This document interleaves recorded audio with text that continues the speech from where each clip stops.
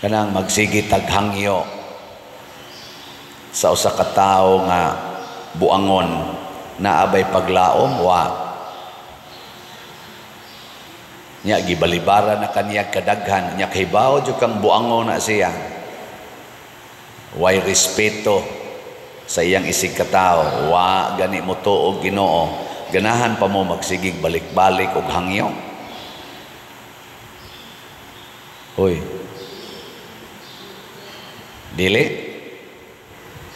dili oy moundang ta. Pero kun wa gilain nga imong gituuhan nga makahatag nimo sa imong gikinahanglan bisan pagsalbahis kay na siyang tawhana bisan pag-unsa na siya ka animal magpaubos gyud ka aron mohangyo kay nahibaw man ka nga wa gilain nga makahatag nimo. Mao na gitawag og pagtuong tinuoray kanabang moangkon ta nga wa koy mahimo kun wa ni siya. Kamo mga asawa na ba mo gisulti nga wa koy mahimo kun wa ang akong bana? Kinsang mga asawaha dinhi nga moingon wa jud koy mahimong kaayuhan sa akong kinabuhi basta wa ning akong bana. Taas ang kamot. Tanawa, di ba? Moingon ko, ngika ko, may magdi ko mabuhig wa na siya. Awa na. Anha gyud ka diha mo sugod nga din adyo ka mohangyo. Din aka magpaubos kay nituo man ka nga ikaw mabuhi ra gyud wa siya. Mauro sad na ang atong relasyon sa Ginoo mga igsoon. Kana bang daghan kay nato karong mga tao nga murag naa kita mosalig sa kwarta, naata mo salig sa atong gahom, naata mo salig sa atong kaning abilidad, naata mo salig sa atong kabtangan. Nya murabag makahimo nata sa atong gusto bisag way Ginoo. Na kung maghisgot tag kaluwasan, way tao, way butang aning kalibutan nga makahatag natog kaluwasan. Labi na gyud kining kaluwasan sa kalag. Kwarta di kaluwas og kalag. Balay di kaluwas. Imong gahom dinhi, presidente man ka, hangtod sa barangay konsehal, elected kunuhay kas mga tao, di gyapon ang makaluwas sa imong kalag. Talents, sikat kay kastanan, ikagi champion kanunay, di gyapon akaluwas sa imong kalag. Honor kanang beauty, ikay kinagwapahan kay na Miss Universe ka, mutya ng Pilipinas, mutya ng San Vicente. Kinsa may niagi ninyo din pagkamutya beta sa kamot. Wow, ato sa mga naong di man para mutya. Din alam ta mga ambisyon na nang mutya-mutya. Pero ang ako ba, di nakaluwas oy. Hastagan ining akong pagkapari. Karon daghan man yung kunuhay mag-follow nako aning akong mga aning akong pagkapari karon. Di gyapon ni makaluwas nako kun way Ginoo, i-minus nakong Ginoo. Wa gyud koy mahimo. Impierno ra gyud. Muna, kung ang atong pagtuo ingon ana na maliwat kita ni Mama Mary. Kung sa may kinaiya ni Mama Mary, sulugoon ako sa Dios, matuman dinhi kanako, sumala sa imong pulong. Why question? Why question? Nya tanan nga nahitabo sa kinabuhi ni Mama Mary, iya gid nang angkunon nga pagbuot ni Ginoo. Tanan nga mahitabo niya, di niya supakon kay pagbuot ni Ginoo. Nganuman, kahibaw mas Mama Mary, pinaagis iyang buhi og lig-on nga pagtuo. God knows everything. Nothing is hidden with God. Way matago sa Ginoo, kahibaw siya tanan. Unya, motuo sa Mama Mary nga God is always in control. Zaman, mo ni inyong pagtuo. Nigtanaw ninyo sa amin, nituo mo nga ang Ginoo mo'y nagbuot nga nung nikatag na imong kilay. Nya, ang Ginoo din nagbuot nga imo nang kiskison o imong badlisan para tarong tanaw. Ha? Nga ang Ginoo nasayod nga healthy kay kag hormones, reproductive hormones, nga dali ra jud kay kang mamabdos. Pagbuot inas Ginoo nga magpalaygit ka. Ha? Hoy. Pagbuot inas Ginoo nga imni og pills, butangig kondom, inighimo ninyo anang inyong love making. Wa day magtan-aw ang Ginoo diha. Nahadlok day ka nga mudaghan ang inyong anak, din-aw niya ka makabuhi nila, din-a ka makapaeskwela. Ikaw di ay mo'y mubuhi sa imong anak. Ikaw di ay maghatag niya ginhawa, ikaw di ay maghatag niya tubig, ikaw ay maghatag niya ning adlaw, hangin o uban pa. Ikaw gidi ana. Kana mga inaana ba nga pangutana ba? Nya may untag mo ending ta totally I submit. Ana no? Ano na nagminghoy man na inyong now? Ako dugay-dugay na kong sige og hangyo. Hut da in taon ninyong palit kining slat. Dugay-dugay na gyud no? Pila ba? Akong baliko na nanghangyo gyud ko nga sus before my birthday mahurot unta ni kahalin ang mga slots. Akong birthday karong November 24. Pila na lang kaadlaw? Walo na lang kaadlaw.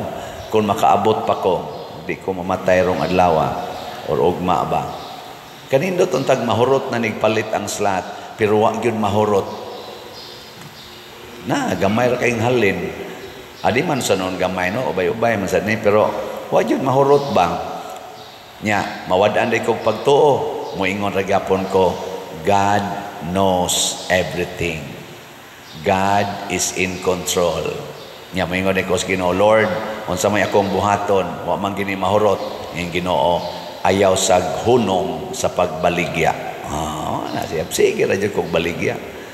Ako na'y mag-igo nga motandog aning mga buangon o kasing-kasing. Matandog ra lagi na sila, muhatag ra gid na sa madugay sa madali. Labinag na sila'y stage 2 na palit day nag-slot. Naku ayaw sa Lord kay kana sang stage 2 murag kuyaw-kuyaw naman na. Sige, stage 4 lang. Dako-dako na nagpalito, nakaayaw lang sa dana. Lord, ayuha lang no na sila.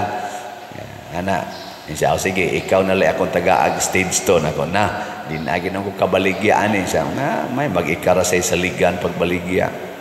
So atong SBF dag para sa atong kumbinto, ang atong halin niabot nag 43,714 kaslots na apay 16,286 kaslots nga available tag 500 pesos. Nya nasad ni 16 slot challenge nga tag 8,000 pesos, nakadawat na sa tag 311 ka 16 slot challenge. Atong pakpakan di ang namalit og SBF dag murag kuwang gini sila sa Abiba da. Bitaw pakpakan nato kay kadako anang grasya nya sa ato sad nga CTUMM kaning atong gipangtukod rong balay gasugod na ta.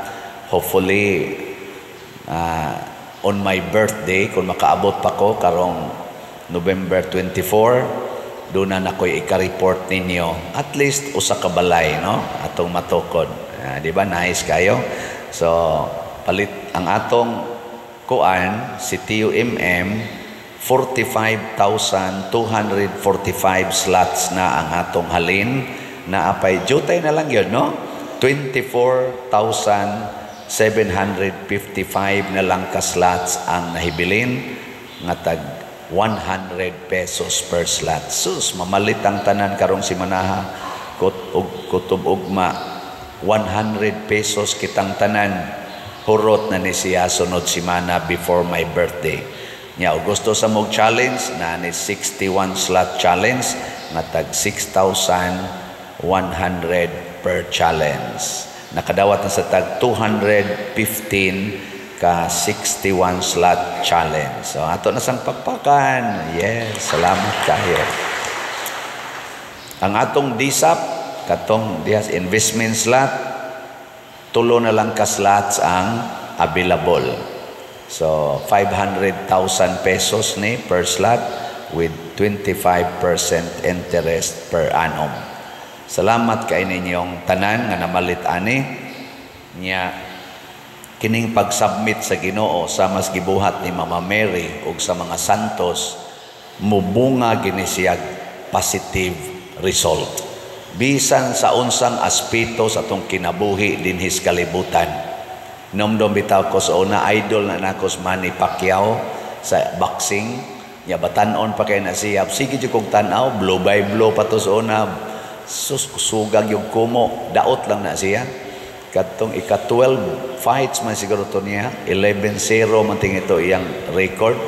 Iyang kontra kadto si Toricampo man siguro to, katong dako kay Glawas. Naigo bitaw siya diri sa babas at nakatog si Manny Pacquiao, napildi siya. Batanon pa kaayo niya. Unahon na ako duwa na ni paglaom ning tawhana.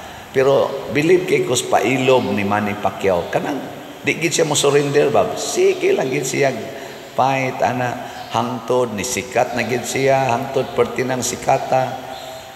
Nakatog na sad siya sa kumo ni Manuel Marquez. Sige lang yapog padayon ana hangtod gyud karon nga siya maoy number 1 sa kaning record with regards to kanang pila ka divisions ang iyang na championan. Na champion siya og 8 divisions. Wala pa'y nakakuhaan no? Murag 6 raman siguro yung nakuha sa kadaghanan nga boxers. Ang iyas 8 divisions. Siya say pinakatiguang sa iyang division nga na champion. Katong kontra niya si Turman man siguro to. 40 years old man siya to. 40 kapin ba to? Nga na champion siya. Ang iyang kontra batanon kayo. Tungod sa iyang pailob, naghatag niya og nindot na success. Gilingay mong tupad. Ing na mapailobon ka, di ka daling manluod, di ka daling mukusmod.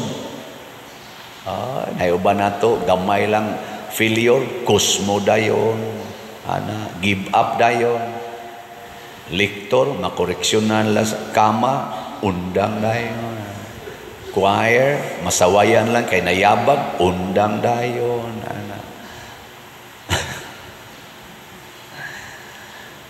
ang sa aspeto sa politika, ako sa nisiyang hisgutan kay bago pa maning nahitabo. Ako lang gibasa ang panghitabo ba. Wa tay pabor-paboran. Si VP Sara na siya gi-apply nga budget para sa 2025 dito sa Congress. Pag-abot dito niingon dayon siya, dili ko mudawat og question and answer regarding sa akong budget proposal kay totally entrust na nako ninyo din his kongreso. Ayaw na lang ko ninyo question na. Gipresenta na nako, i-entrust na nako ninyo. Gikulata siyag maayo sa mga questions regarding sa iyang previous nga mga budgets. Hangtod karon wa pa gani na mahuman. Sigihan gyud question. Gisaway og maayo ang iyang pamaagi sa pag-spend sa iyang budget. Hangtod gyud nga ni-conclude ang Congress nga tagaan na lang siya from 2 billion nahimo naman lang tinga ito mga 700 million. Gi-interview din siya. Sara, unsa may imong buhaton ana? BP Sara nga kuao naman ang imong budget. Siya kun unsay lang ihatag, ako gid nang gamiton mo padayon ra gid mig trabaho. Siya niya unsa pa may imong isweldoan ng uban sa ipang-close lang usa ng among mga satellite offices basta mo trabaho ra gyud ni ug unsay budget ihatag kanay among trabahoon. Sama mo ana, thumbs up mo o ana. Wa gid siya mangluod. Siya, og unsay ihatag? Nga naman na nila akong dawaton. Og mao to, final sa Congress 700 kapin million ang gihatag from 2 billion. Nakakita ko gabi sa anang diya vlogger na aday hearing sa Senate sa ilasang pag-treat sa mga budgets. Nag-hearing sa dito, ambot o mao ba katoy final o naapat to sila'y plenum sa Congress o sa Senate. Gi-approve sa Senate ang original nga budget ni BP Sara in 10 minutes na approve. In 10 minutes, katong 2 billion. Lahi isa sila gitanaw dito sa Senate. Ano ba, no? Na lamanuhay sila. Nako, lain-lain yung pananaw ang tao, no? Sa iyasang pagpailog ni BP Sara, nawa ra gyud siya, submit sa dito Senate. Ang Senate na mismo mo inisulti pagkakugihan aning opisinaha. Usa man ni sa mga aktibo kaayo nga departamento sa atong nasod. Nganong ato maning limitan siya o budget. Ato no ning suportahan aron mas mulihok paginigmayo kay kaaktibo ani na magani uban yang departamento matud pa dito sa ilang argumento sa Senate na magani ubang departamento diha nga natug lang ang budget wa gyud gibuhat kani pa ba nga porting aktiboha nya para gyud sa kaayuhan sa mga tao ato ning suportahan mao sa ilang nakit-an dito ang diri sa Congress siging question ana Allah gyud pila to ka oras god abot gud og sobram tingali to 4 hours siging kuan dito siging istorya nya pila to ka hearing wa gyud nila i-approve pero dito Senado napo ra ka oras napo ra ka minutos approve kuno dayon mo na dia sa atong social media ako lang ning gitan-aw nga kanindot unta kun ang atong mga leaders mutan-aw gyud sa both positives and negatives side sa kada sitwasyon. Dili ba ma one-sided? Naagi day kay makita nga nindot. Kita sad napuno sa pagtuo, bisan pag ma-disappointed ta at this moment, look at the other side, ang positive. Ayaw pagsigtan-aw ng negative to the point nga ma-stress na lang ka, ma-depress na lang ka. Pangitaa ang positive. Positive ba? Nainiingon ako, Padir, sigihan lang kong kulatas akong bana. Naku, ay lang yung buwag. Sige lang yung kong kabunog, Padir. Nya siya, mag-anad na lang gina siya. Anang iyang sige lang yung pangulatan ako. Siging pakauaw na ko. Nako, pasaylo alang. Magsige kong pasaylo. Nya siya, mag-anad na lang ang iyang batasan. Nako, siya, maanad sa iyang yawanong batasan. Nya sa sige sa nimong pasaylo, maanad sa ka sa Diyos nung batasan. Kinsa maroy alkansi ninyo. Siya naanad sa yawanong batasan. Ikaw naanad sa Diyos nung batasan. Kinsa man niyo'y nakaginansya. Kinsa nakaginansya ninyo? Alkansi ka o siya mo'y alkansi? Siya mo'y alkansi. Kaya ang iyang na-develop, ang yawanon. Ang imong na-develop, ang Diyos nun. Niya kasagaran rabagis mahitabo, at the end, kadtong na yawanon, mahimong Diyos nun. Basta di lang yun ka mo give up, truth, goodness will always triumph at the end. Mo na assurance ni Kristo. Mo nang niingon Diyos Kristo, conquer evil by doing good. Conquer evil by doing good. O ang pinaka-good, kana yung pagpaubos, pagpailob, nga way limit.